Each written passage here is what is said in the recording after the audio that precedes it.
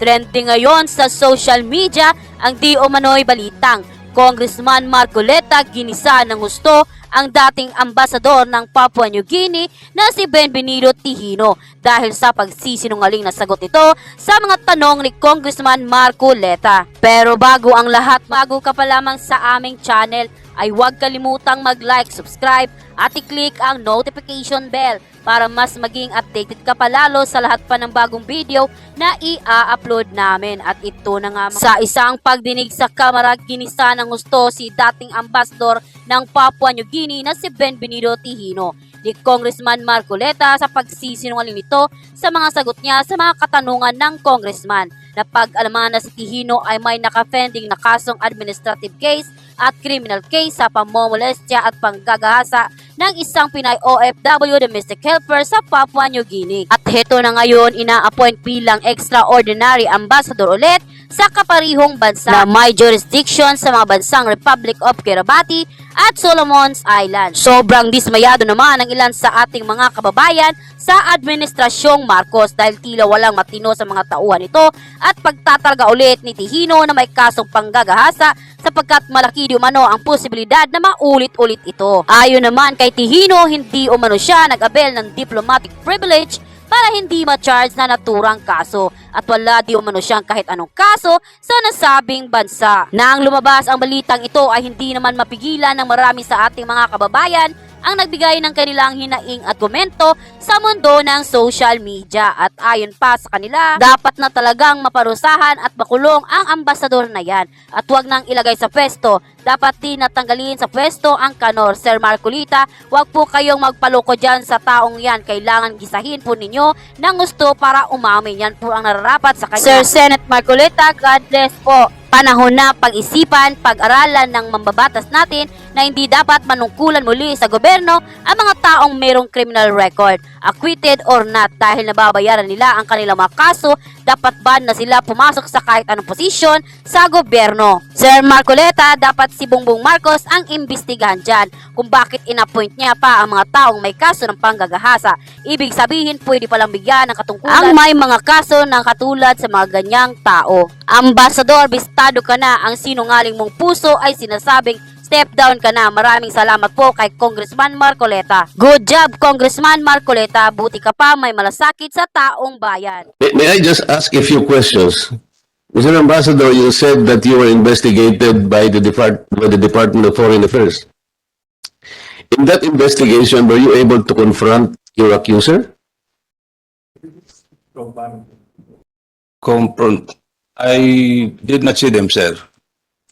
Hindi, sabi mo nagkaroon kayo ng investigation sa department, di ba, in relation to this charge of sexual assault. Yes, Your Honor, because So, ang tanong ko sa'yo, was there any instance that the accuser or the woman who accused you of such a charge met you at the investigation? Nakita ba kayo? no, Your Honor, because when they called me to the Department of Foreign Affairs, it was more of the inquiry of what was in the newspaper, and the time there was already a case that was filed in the court that time. So I am not sure why a case was filed. You have a diplomatic immunity. Somebody who files a case against you will always be dismissed. Kaya na-dismiss dahil meron kang diplomatic immunity. Is that not correct? no, sir, because that case was filed here in the Philippines. Kaya nga. Hindi naman, sorry po. So, paano siya na-dismiss? The girl or the woman did not appear in the prosecution of your case? They all attended, sir. They were all there. They attended, except me. I did not attend because I leave it to the Justice Department to... The fiscal dismissed the case. That is Yes, what Your you're saying. Yes po. So, the DFA, pa nangyari yun? Because we need to know, nagsubmit ka lang ng documents, wala naman kaming alam kung ano nangyari doon sa investigation. Was it proven categorically by the DFA that the charge has no basis? Meron bang ganun na categorical findings? Para lang sa consumption namin, we don't need to read all those documents. Was there a categorical findings by the DFA that the charge was no basis? Your Honor, they were asking me the time about those publications that was... Do you understand the question? Ang tinatanong lang namin, I'm not talking about the publications. You were telling us that the publication is fabricated, blah, blah, blah. All right. Was there findings in the DFA investigation that those fabricated are baseless, that they are fabricated, that you were exonerated by the DFA? Yun lang naman ang gusto namin. Is there a categorical finding exonerating you? Yes, Your Honor, because from the... Nasaan yun? Nasaan yun? Yun ang gusto kong ibigay mo sa amin para makita lang namin for our eyes, makita namin na exonerated ka, walang basis yung charge sa'yo, para malinis ka. Yes, Your Honor. Where is that? Where is that It's document? already there in the file, sir, that I submitted, the response of the Department of Foreign... Can you draw our attention to the specific page of that file para lang makita natin? Which page? Para matapos na. Eh kung isang bungkus ang binigay mo, babasahin pa ba namin yun? Can you refer to a particular page where the court or the BFA categorically exonerated you? Mr. Ambassador, can you please submit a clearer copy of the documents that you submitted before this committee? Yes, because Your Honor. we cannot read this because it is not clear if it is relevant to the topic on hand. Can you please submit a clearer copy? Yes, I will do that. Or if you have the original copy, it's much better if you can submit it before this Your Honor. committee. I'll do that. Yes. Continue.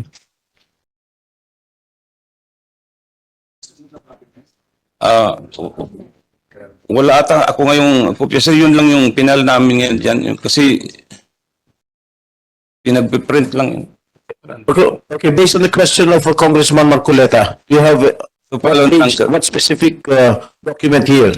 Yeah, the Department of Foreign Affairs in Papua New Guinea responded to the inquiry of our department about that publication, about allegations. I will give back the documents to you and please indicate what among these pages are relevant to the question of Congressman Marcoleta. Page. I'd like to acknowledge the presence of Congressman Jordan Jesus Romualdo.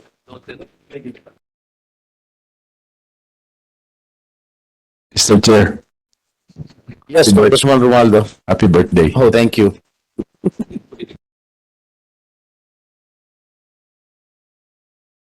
60 years old ka lang ba talaga?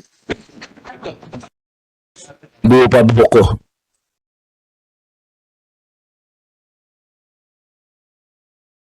Sinabi mo 60.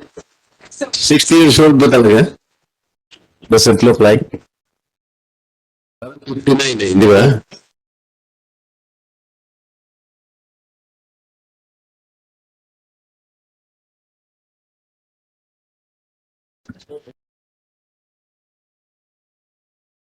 Chair.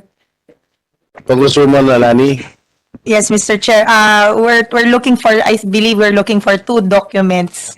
One case which was filed in Papua New Guinea, if there was one, and one which was dismissed here in the Parañaque court with a second case allegedly a charge of rape by his grandniece in the office of the city prosecutor of Parañaque City.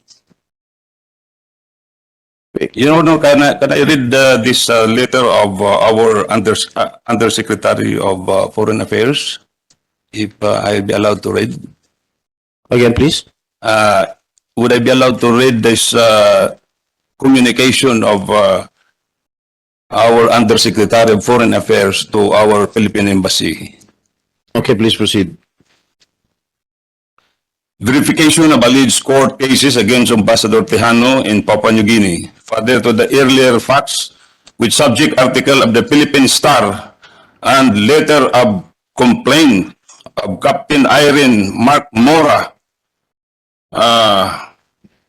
post-charge the affair, is hereby instructed to verify the existence of the court cases in Papua New Guinea filed against Ambassador Tejano as alleged by Mr. Ramon Tulfo in his article published by Philippine Star on June 29, 2021, entitled Undiplomatic Diplomats. Ito pong verification of cases, wala po naman po akong kaso sa Papua New Guinea, and there was no, in fact, pati yung, ito nga, nagsulat nga si Prime Minister, pati yung Supreme Court nagsulat na wala akong kaso doon. Wala naman talaga akong kaso doon.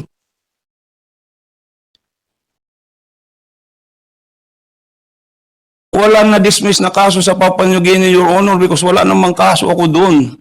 Yung sinasabi nila po na nag-avail ako ng diplomatic privilege, I did not. Yung si Mr. Ramon Tulfo lang nag-alis na I'm not charged daw kasi I was availing diplomatic privilege. In fact, to avail diplomatic privilege, I have to ask permission from the Department of Foreign Affairs. But I did not. I was not accused of anything in Papua New Guinea. Okay, Mr. Ambassador, can you please submit the results of the investigation of the Department of Foreign Affairs before this committee? Yes, sir. Ito pong ano. Kaya palalakihan ko na lang po itong ano, sir, para magliwanag itong pati itong kanilang inquiry that I provided the... Okay, Ambassador, meron po kayong tinanong kanina na meron kayong hindi natulungan na babae, kaya umusbong itong mga di umano'y mga Yes, kaso Your Honor. sa inyo. Bakit nyo hindi po tinulungan? Ano Kasi po- delikado po kung tutulungan ko yung request niya Ano ba yung request niya? na makabalik siya doon. Makapanik saan po? Makabalik sa Papua New Guinea. Ba't ano po siya? Ano yung babaeng yun?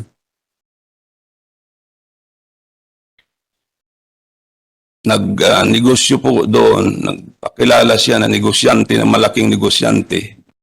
Pagkatapos humantong sa hindi magandang ending, I cannot divulge it, sir, Your Honor.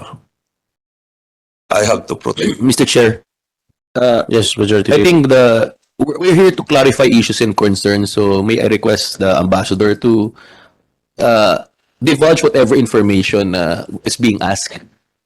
It's incumbent upon you, sir, to answer the questions. If you want an executive session to answer that, we will give you, but please honor this body by answering the question po, sir.